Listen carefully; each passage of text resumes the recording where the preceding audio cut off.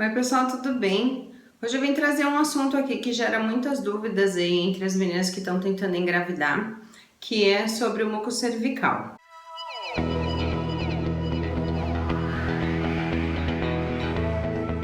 Existem vários tipos de secreção vaginal e o muco cervical é um deles. Então eu vou falar para vocês hoje como identificar, o muco em cada fase do ciclo, para que eles servem, e quando eles aparecem. Bom, a primeira coisa que a gente tem que saber é que o muco é produzido pelo colo do útero e eles vão mudando de acordo com o nosso ciclo, por conta dos hormônios que vão mudando durante o ciclo todo. E em cada fase ele tem a sua função. Uma observação importante que eu quero fazer aqui para vocês é que eu vejo que tem muita gente que confunde muco com corrimento.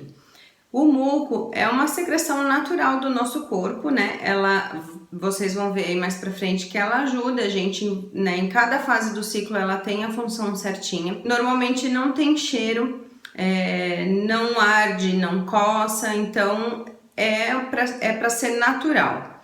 O corrimento, ele normalmente tem cheiro ruim, normalmente dá coceira ou ardência e provavelmente é causado por alguma infecção. Então, assim, muco é uma secreção natural do nosso corpo, nos ajuda nas várias fases aí do nosso ciclo, e corrimento pode estar relacionado a alguma doença, tá? Então tem que fazer tratamento. Então vamos lá. Logo depois da menstruação, algumas mulheres se sentem mais secas. E aí, alguns dias depois, começa a aparecer um muco um pouquinho opaco, de uma consistência um pouco grudenta e normalmente vem em pouca quantidade. Então, eu achei aqui algumas coisas, alguns produtos que eu tinha aqui, que vão representar aí cada muco, depende de acordo com a fase do ciclo. Lembrando que assim, gente, cada mulher é única. Então, assim, vocês têm que observar o muco de vocês e prestar atenção porque eles vão ser mais ou menos, é parecido, não é exato, tá? Então, o de vocês pode ser que seja um pouquinho diferente. Pode ser que seja mais branco, pode ser que seja mais amareladinho. Então, o que eu tô mostrando aqui é uma representação do que pode ser. Então, o primeiro muco que aparece logo depois da menstruação é esse daqui, ó. Ele é um muco. Normalmente ele é assim, vem sempre em pouca quantidade, tem essa aparência opaca, grudenta. Esse muco, ele é uma proteção para o colo do útero, ele protege a gente de infecção, então ele é um muco ácido e a gente não engravida nesse período porque ele mata os espermatozoides, por isso que a gente chama de período infértil, então ele é um muco infértil, tá? Quando começar a se aproximar do período fértil, uns 5 dias mais ou menos antes da ovulação, esse muco ele vai ter uma aparência esbranquiçada e ela é um pouco elástica. Então ele é mais ou menos assim, vocês podem ver que ele não estica, ele começa a querer esticar e logo ele arrebenta, ó. Ele começa a querer esticar e arrebenta. Como vocês podem ver, ele já tá um pouquinho transparente e não estica. Então esse muco, ele normalmente começa a aparecer uns 5 dias mais ou menos próximo da nossa ovulação. E aí mais ou menos uns 3 dias antes da ovulação, ele vai ficar um pouco mais transparente. Tem algumas meninas que observam um pouquinho, alguma parte dele esbranquiçada é normal e ele estica bem. E é nessa época também, bem pertinho assim da ovulação, se vocês começarem a prestar atenção, vocês vão ver que é nessa época que a mulher se sente mais úmida, que a gente tem mais vontade de namorar, né? Porque os hormônios estão estimulando todo o processo para ajudar a gente a engravidar. Então ele é mais ou menos assim, ó. Ele estica bem, ó. Ele pode ter uma coloração totalmente transparente, pode ser um pouquinho amarelado e pode também ter alguns pontinhos brancos, mas ele é exatamente esse, bem parecido com a clara de ovo e como vocês podem ver, dificilmente ele arrebenta, tá vendo? Ele é bem consistente, ó.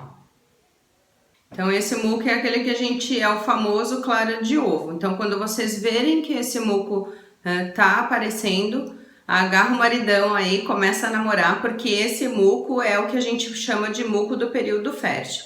Esse muco é uma proteção para os espermatozoides, ele ajuda os espermatozoides a transitarem com mais facilidade até encontrar o óvulo, ele protege os espermatozoides, é como se ele fosse um alimento. Os espermatozoides podem sobreviver até mais tempo no meio desse muco. E esse período é o período mais favorável que vocês têm aí para tentar engravidar. Então aproveitem quando vocês começarem a perceber que o muco já está começando a esticar um pouquinho, vocês já podem começar a namorar, porque assim, o espermatozoide eles podem sobreviver até 5 dias, né? Um espermatozoide forte, resistente, e como o óvulo ele só dura 24 horas, e após isso ele já começa a se deteriorar, então se vocês começarem a perceber que já está começando a esticar um pouquinho, vocês já comecem a namorar, porque quando aparecer esse que estica bastante, é sinal de que já está bem pertinho. Então namorem aí bastante para aumentar as chances de vocês conseguirem engravidar.